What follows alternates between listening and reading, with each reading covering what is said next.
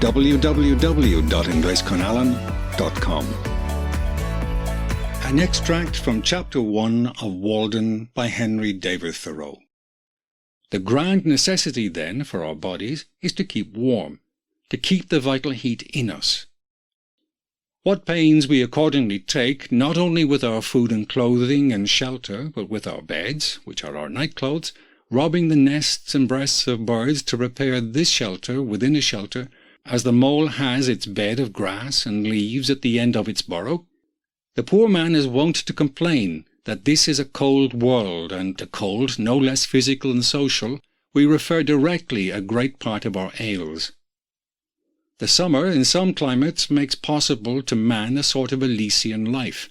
Fuel, except to cook his food, is then unnecessary.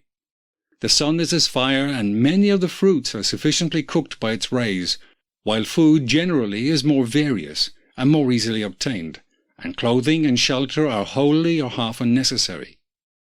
At the present day, and in this country, as I find by my own experience, a few implements, a knife, an axe, a spade, a wheelbarrow, etc., and for the studious, lamplight, stationery, and access to a few books rank next to necessaries, and can all be obtained at a trifling cost. Yet some, not wise, go to the other side of the globe, to barbarous and unhealthy regions, and devote themselves to trade for 10 or 20 years, in order that they may live, that is, keep comfortably warm, and die in New England at last. The luxuriously rich are not simply kept comfortably warm, but unnaturally hot, as I implied before. They are cooked, of course, à la mode. Most of the luxuries and many of the so-called comforts of life are not only not indispensable, but positive hindrances to the elevation of mankind. With respect to luxuries and comforts, the wisest have ever lived a more simple and meagre life than the poor. The ancient philosophers, Chinese, Hindu, Persian, and Greek, were a class that, which none had been poor in outward riches, none so rich in inward. We know not much about them. It is remarkable that we know so much of them as we do. The same is true of the more modern reformers and benefactors of their race.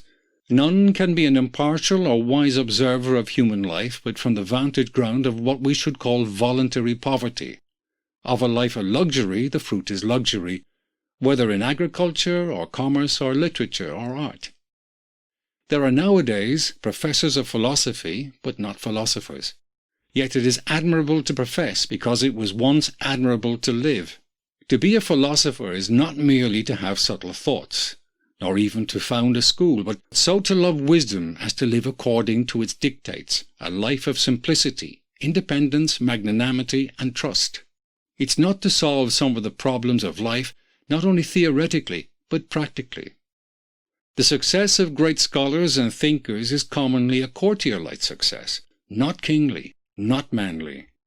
They make shift to live merely by conformity, practically as their fathers did, and are in no sense the progenitors of a noble race of men.